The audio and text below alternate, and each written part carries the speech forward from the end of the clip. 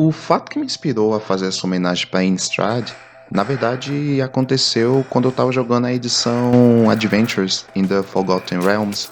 Na semana que a edição foi lançada, eu estava experimentando as cartas no Arena e achando tudo novo e empolgante. Quem conhece meus decks sabe que desde que eu comecei a jogar eu tenho um amor especial por cartas de lobo e lobisomem.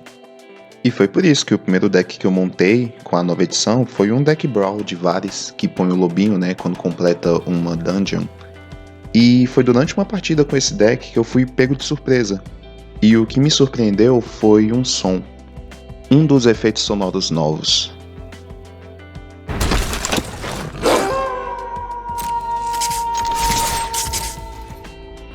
Caramba, que lindo! Foi tudo que eu consegui pensar. E foi só naquele momento que eu fui perceber que esse era o primeiro lobisomem do Arena. Em algumas semanas, a nova edição em Innistrad irá chegar no Arena, trazendo vários novos lobisomens e novos sons. E amanhã mesmo, quinta-feira, a gente vai ter o evento de spoilers da edição. Então esse lobisomem é uma prévia muito legal de tudo que está vindo por aí. Esses então são alguns dos motivos que me fizeram trazer essa homenagem, para aquecer o trem do hype e também para conversar um pouco do que essa edição pode trazer, tanto em termos de jogo, mas principalmente em termos de lore. Galera, vai ser nota 10 demais. E olha que o Halloween tá chegando, então vai ser legal essa coincidência. Me lembra lá em 2019, quando Ravnica foi lançada, né? E a edição veio com esse climinha de chuva em Ravnica, né? Todo esse mistério.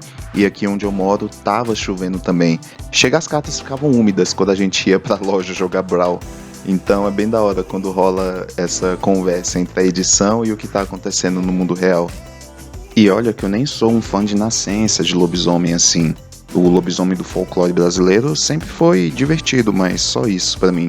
Só que isso mudou em 2011, quando eu comecei a jogar Magic, e justamente a primeira edição que eu conheci foi Innistrad.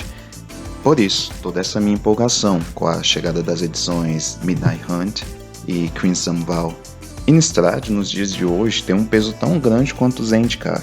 E faz sentido, porque essas duas edições costumam sempre andar juntas e tem muitas coisas em comum e relações. Eu lembro que na época que Innistrad foi lançada, os players falavam que o Magic estava morrendo e o mesmo discurso de sempre.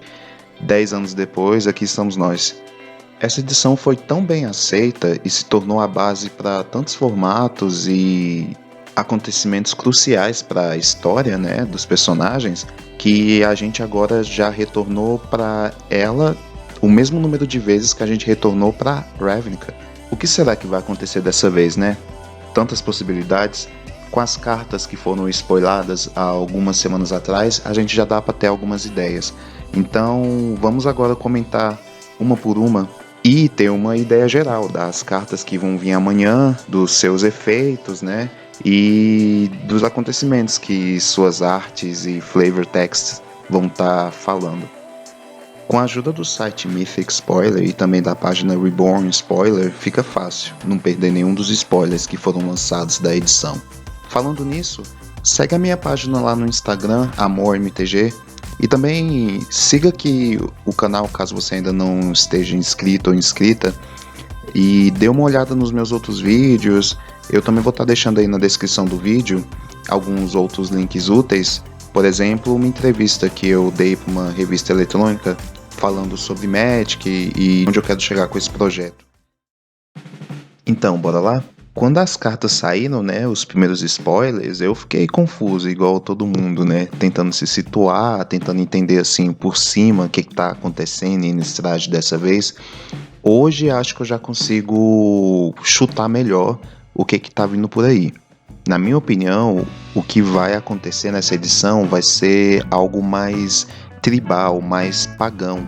A gente teve a queda dos anjos, né, a queda dessa ordem. Então, acho que dessa vez esse plano tá mais jogado pro paganismo, né, pro estado que ele era antes de tudo, né? Talvez até antes do Sorin, dos vampiros terem dominado. Por isso que essas imagens têm tantas referências assim, né, a elementos tribais. Por exemplo, essa primeira carta, Join the Dance. Ok, tudo nessa carta me faz lembrar de Theros, não de Innistrad. Eu bati o olho nela pela primeira vez e eu vi sátiros e não humanos.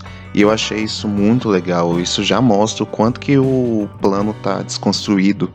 Desconstruído. E tá passando por uma transformação muito intensa, né? Esses humanos com esses objetos na cabeça lembram muito sátiro, né? Até mesmo dança, uma coisa que a gente não vê em Innistrad, né? Que é um plano mais sofrido e tudo mais. Os personagens desse plano não costumam dançar mesmo. E essa é uma carta de criação de token básica, né? E ela revela que Flashback vai voltar, o que é muito legal. Flashback e Innistrad combinam muito bem. E o texto dela, né? Podemos ir para a escuridão de mãos dadas ou sozinhos. Eu sei qual dos dois eu prefiro, né? Um texto bem hedonista, outra coisa que lembra Theros, mostrando que as destruições que aconteceram na última vez que Innistrad foi visitada realmente ainda estão causando efeitos, né? Provavelmente é isso que fez o plano passar por essa transformação de um plano melancólico para um plano mais hedonista, que procura outros estilos de vida, né? Como eu mencionei, anjos provavelmente não teremos tantos. E eu tô bem animado porque já se dizia há muito tempo que em Innistrad provavelmente existiam criaturas como goblins, elfos, há muitos anos atrás, e que essas criaturas provavelmente entraram em extinção e, enfim, hoje em dia a gente tem esse plano mais humanoide, né? Mas é interessante ver que talvez essa carta mostre que o plano vai entrar mais nesse lado do passado, né? Então teremos novidades que eu achei que eu nunca ia ver, provavelmente, né? Criaturas que eu achei que eu nunca ia ver em Innistrad provavelmente aparecerão. E tudo isso ao mesmo tempo que ocorre essa disputa, né, de poder entre os clãs de lobisomens e entre os clãs de vampiros. Esse é o meu palpite do que a gente vai ter nessas novas edições em Innistrad. Em seguida temos duas cartas curiosas, né? Porque a gente sempre tem cartas que chegam parecidas com cartas que a gente já tem, mas com um efeito extra que acaba aposentando, né, a carta antiga. Aqui, por exemplo, Play with Fire aposenta Shock e Consider aposenta Opt, praticamente, né? Elas fazem algo incrível a mais do que essas outras cartas. E, bem, o que se passa na arte e no flavor text é até algo bem comum para Innistrad. Essas cartas poderiam até ter sido lançadas em edições anteriores, né? Porque é o de sempre, né? Diabos e Ghasts. Diferentemente da carta que a gente acabou de ver, né? Dos humanos, aqui a gente tem a Innistrad de sempre. De toda forma, acho muito curioso que essas cartas aqui que estão aposentando outras cartas, elas são justamente do vermelho e do azul, né? Cores inimigas. Me faz até pensar se talvez tem um certo ciclo vindo aí de cartas, né? Com esses efeitos extras, né? Vamos ver. Em seguida a gente tem uma carta muito interessante, né? Infernal Grasp, que talvez também possa participar desse ciclo de cartas que chegam para aposentar, né? Esse ciclo imaginário que eu tô criando aqui, apesar de que ela não tem nada extra, né? Igual as outras duas, ela tem mais um drawback. E como não é todo player que gosta de perder vida, né?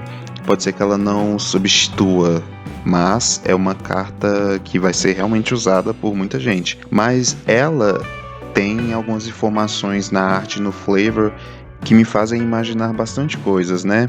Bom, se os anjos caem, aquilo que eles lutavam contra, né, voltam com toda a força, né? Os diabos e demônios. E aqui a gente tem um exemplo disso. Então pode ser que a disputa, né, entre os lobisomens e entre os vampiros seja justamente para criar uma nova ordem, né, em Innistrad que possa manter essas forças contidas, né, já que elas, por serem feitas de mana, não tem nenhuma forma de extinguir, é uma força natural de Innistrad que sempre vai existir. Então vai ser bem interessante ver como é que vai ficar essa relação. Creio que muitos personagens vão desejar ter os anjos de volta, com certeza. Em seguida a gente tem uma carta paródia, né? E por ser paródia já enche a gente de nostalgia. O Champion of the Perished é uma paródia do campeão da paróquia. Pra mim, que comecei a jogar naquela época, é muito nostálgico e também melancólico, né? É uma carta que serve para mostrar que nada está seguro em Innistrad, com certeza, e provavelmente as coisas estão piores do que nunca. Uma carta que vai ser bem legal de jogar em decks de zumbis, né? E uma carta que dá a dica, né, de que humanos com certeza não são nem mais a espécie em sobrevivência de Innistrad, coitados. Agora já estão embaixo da cadeia alimentar, com certeza. E foi spoilado mais uma paródia, né? Dessa vez uma paródia a segunda vez que a gente visitou Innistrad, em Shadows over Innistrad. A paródia faz referência a um dos encantamentos mais icônicos do jogo nos dias de hoje, né? Se aquele encantamento citava o medo do número 13, esse encantamento cita a obsessão pelo número 13. Então nessa Innistrad a gente também vai ter todas as manias, todas as neuroses, as paranoias. Então vai ser pesado como sempre. Agora resta apenas comentar sobre as permanentes lendárias, né? Sobre elas eu quero comentar lá na minha página, pelos stories. Então vou deixar minha opinião lá. Essa homenagem / combustível para hype / aquecimento para o evento que vai acontecer em algumas horas. Agradeço a todos vocês aí pela companhia e a gente se vê logo após as novidades chegarem. Um tchau, até breve.